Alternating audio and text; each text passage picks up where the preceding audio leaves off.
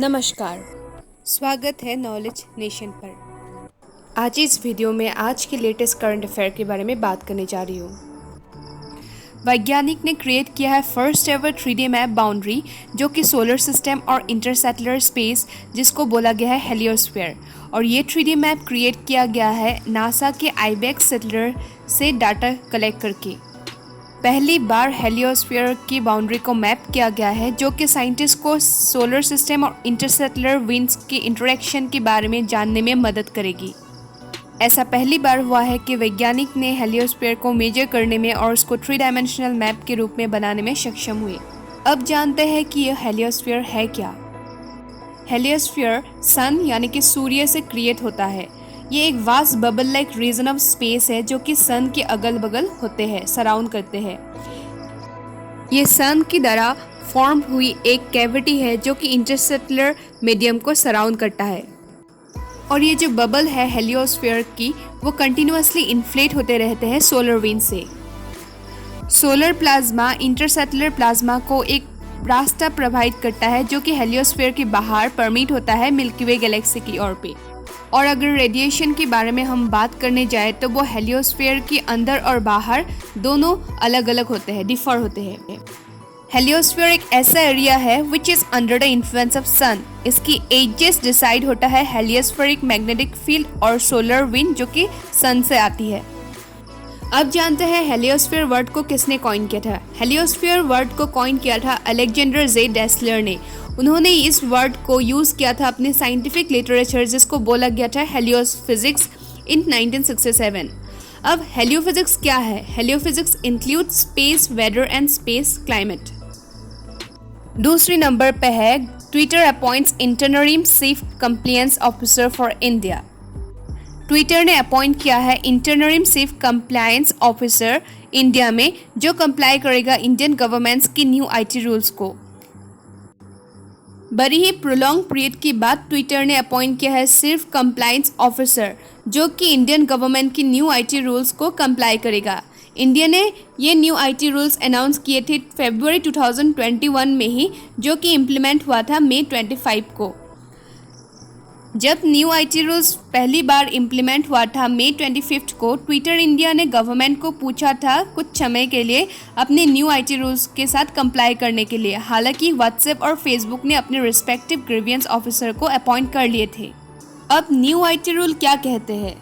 Indian government ने notify किया था इंफॉर्मेशन टेक्नोलॉजी को इंटरमीडिएट गाइडलाइंस और डिजिटल के बारे में।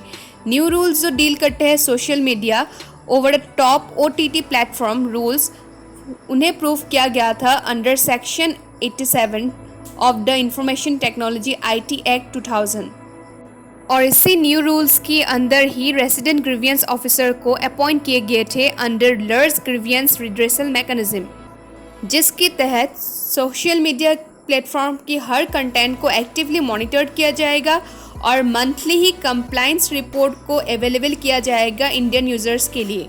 इंडिया की अथॉरिटीज़ अब इन प्लेटफॉर्म को मैसेज के ओरिजिन को आइडेंटिफाई करने के लिए पूछ सकते हैं।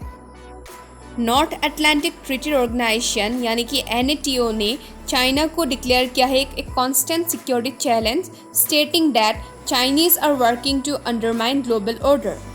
NATO के लीडर्स के अकॉर्डिंग चाइना की जो गोल्स एंड असर्टिव्स बिहेवियर है वो रूल्स बेस्ड इंटरनेशनल ऑर्डर्स के लिए चैलेंजेस पुट करते हैं across the areas relevant to alliance security. ये वार्निंग कुछ इस तरह से आया था जब US के प्रेसिडेंट ने अपना एक एफर्ट डाला था इन एलाइज के बारे में बोलने के लिए, एक यूनिफाइड वॉइस रेज किया था Chinese human right record, trade practices, assertive behaviour of Chinese military, जिसने डिस्टर्ब करके रखा था US एलाइज इन पैसिफिक। हालांकि NATO लीडर्स ने चाइना को पूछा था कि वो अपहोल्ड करे अपनी इंटरनेशनल कमिटमेंट और एक्ट रिस्पॉन्सिबिलिटी को इंटरनेशनल सिस्टम के साथ। अब बात करते हैं यूनेस्को साइंस रिपोर्ट 2021। यूनेस्को की जो लेटेस्ट एडिशन थी साइंस रिपोर्ट USR, वो पब्लिश हुए थे जून 11, 2021 में, जिसको एंटाइटल किया गया था race against time for smarter development. अब अगर बात करें तो USR की, तो USR एक फ्लैगशिप पब्लिकेशन है यूनेस्को की जो हर 5 साल में पब्लिश होते हैं। वे एक रिपोर्ट है साइंस, टेक्नोलॉजी और इनोवेशन को लेके। उसकी हर एडिशन कंप्राइज होता है एक चैप्टर इंडिया को लेके। इस बार जो चैप्टर ऑन इंडिया की लेटेस्ट एडिशन वो ऑथर किया गया है professor Sunil money, director of central for development studies, Thiruvananthapuram.